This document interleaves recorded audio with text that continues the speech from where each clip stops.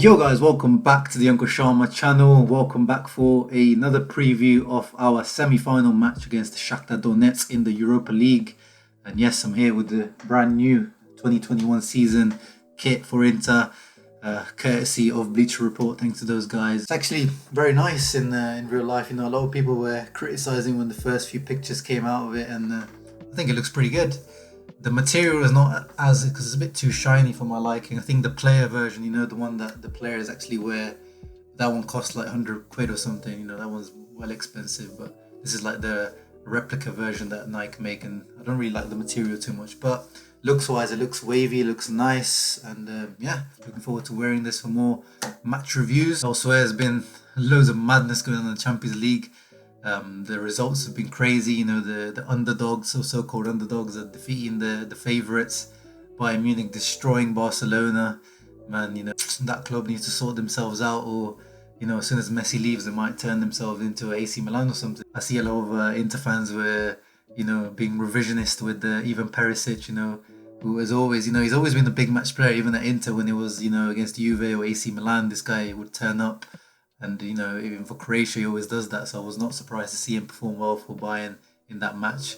But, you know, let's leave the revisionism out. You know, we know that in that last year at Inter, he wasn't really that good. And, you know, he put in a transfer request. It doesn't look like he wanted to stay. So, you know, if he comes back, I'm happy. You know, if Conte wants him back, he finds his place in the system for him. But, you know, he tried him a left wing back. He said that experiment failed. A second striker position, you know, he looked just as bad as Samuel Elongo in the summer friendlies. But, you know, let's see what happens. But you know, I've always liked even Perisic as a player. He used to be my favourite Inter player for a little while, but obviously after the last few seasons he was not that good. But anyway, looking forward to Europa League, probably the bigger competition now in terms of the heritage left in the competition. As Jose Mourinho would say, this is football heritage.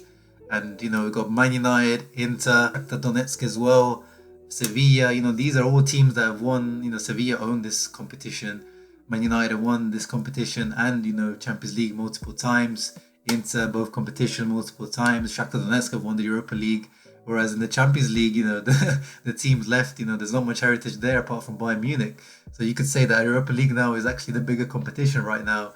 I'd rather watch, you know, Man United against Sevilla than, you know, Leipzig, PSG, or whatever the matches are that left. And actually, the trophy itself literally is a bigger trophy than the Champions League, because it weighs and is actually worth more than the Champions League trophy. I saw some stat or some infographic earlier that if you know the melt value of each trophy, and the Europa League's melt value is much higher than the Champions League trophy, which is funny. And in general, it's quite an attractive trophy. You know, aesthetically, I quite like that. You know, that design.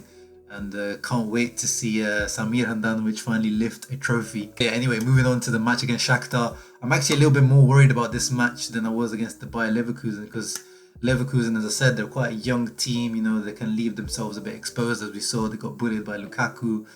You know, we had plenty of chances. Probably should have put that game to bed in the first half.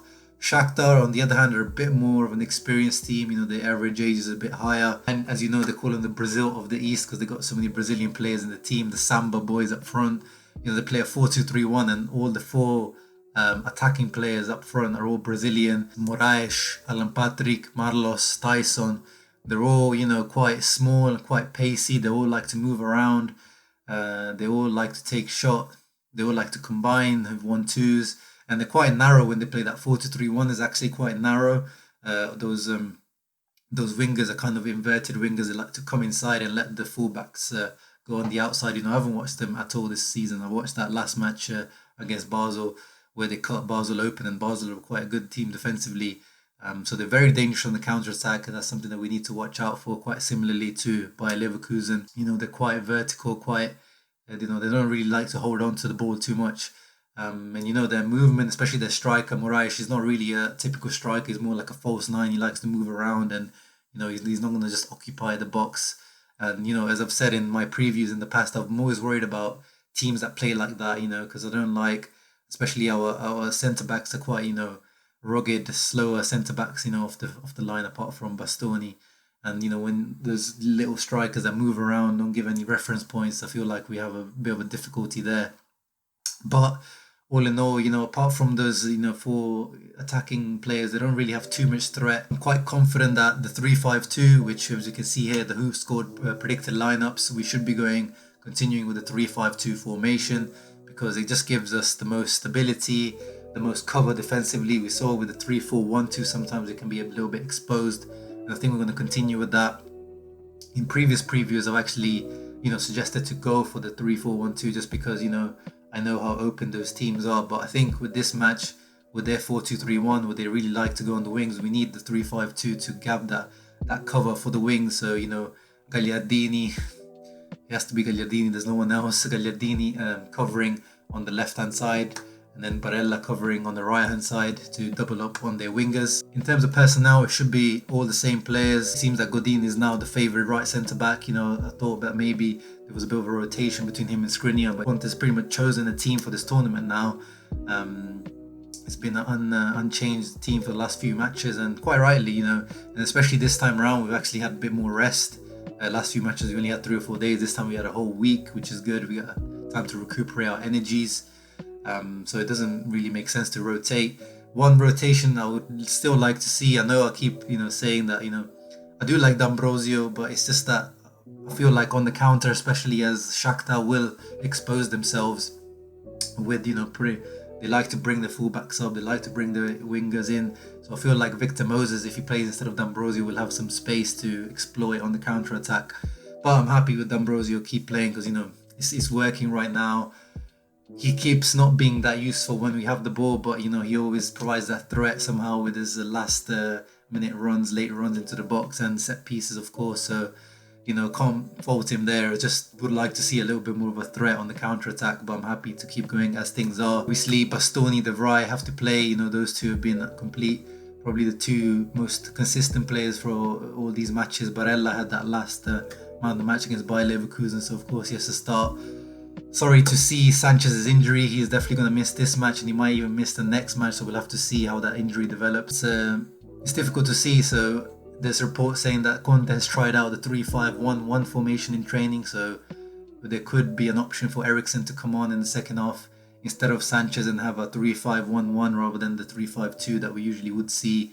But, I'm not really a fan of that 3-5-1-1 formation. It reminds me of Walter Mazzarri, his favourite formation, and it doesn't really give me much. I don't feel like it gives us enough attacking threat.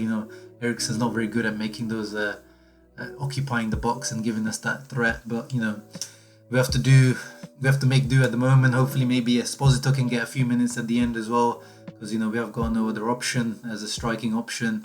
There could be an option to go for 3-4-2-1 maybe as well, with Eriksen or Sensi in behind Lukaku. Sensi seems to be recovered from what I've read. He's not ready to start yet, obviously, but he should be ready now to get a few minutes on the pitch. Let's see what Conte decides on.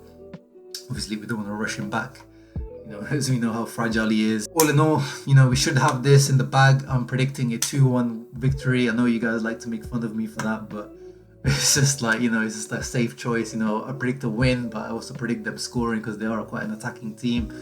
But we should have enough going forward. Lautaro, Lukaku up front, and a goal from a midfield I think will come again. Yeah, let me know in the comments below what your thoughts are for this match. Who would you start? Would you keep the same team? Would you change the wing backs? Ashley Young or Biragi? Nah, actually, we all know we'll go for Ashley Young over Biragi. But Moses, Candreva, and D'Ambrosio, I think that's more of a interesting debate to have there.